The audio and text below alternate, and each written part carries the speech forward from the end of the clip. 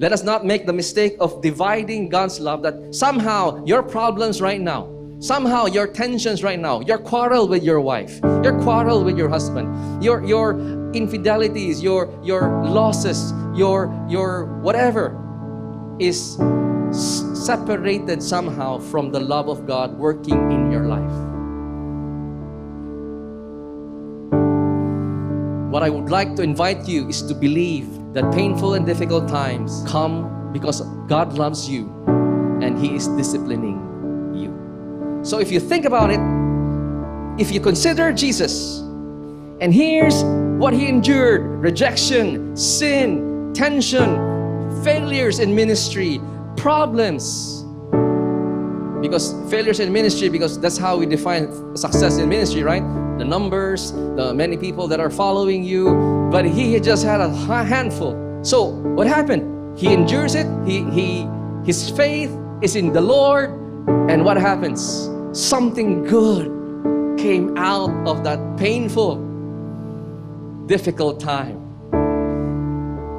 We now, as believers of Jesus Christ, as followers of Him, can now say, I'm not going to grow weary or faint-hearted. It's the only reason. Consider Jesus first. Our faith begins with Jesus, continues with Jesus, and will continue until forever, eternity with Jesus. We have to start here. If you're somehow doubting the love of God in your life right now, somehow it's very hard to love your family, somehow it's very hard to love your spiritual family, consider Jesus. But I want to make it clear that God will discipline you, reprimand you, correct you, not just because you sin, but even if you did not sin, He will do it in order to teach you. There's always a good reason. There's always a good reason why all of the things are happening in our lives. Why your dreams are not being met. Why the answer is a no. Why there's no sin involved.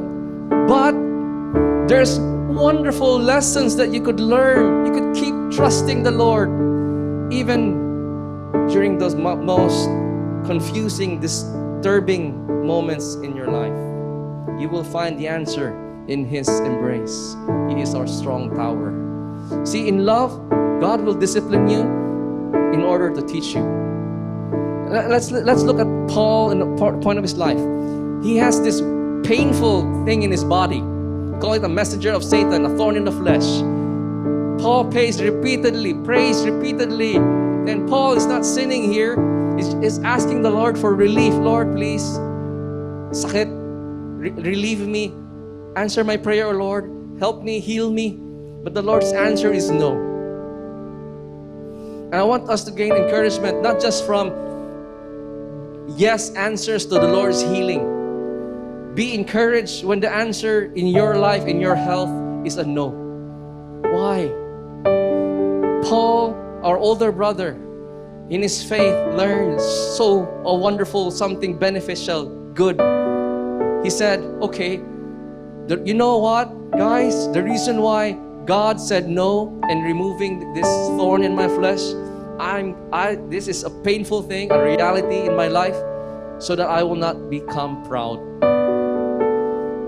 Paul's not proud, but if God is disciplining him and teaching him through a painful element in his body in order to teach him, and it was humility. So he will not, in a way, discipline is also prevention. How many of us discipline our child so that they will not cross the street? They're not sinning, but you spank them when they did, because you have to teach them, don't do it without daddy and mommy. They're too young, you can't handle it. How many of us spank our children because they went with a stranger? They're not sinning, but hey, don't do it. Never do it again. Okay? It's dangerous. In order to teach our children, even if they did not sin yet, we do it because for their own good. That's why a psalmist would say, blessed is the man whom you discipline, O Lord, and whom you teach out of your law. The discipline is teaching. What is God teaching you in what you are going through? Is He asking you, trust me, recognize this is love, surrender?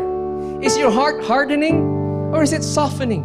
Are you disdaining the Lord's discipline upon your life, thinking it has no value, it is not love? Are you questioning God's love in your life right now?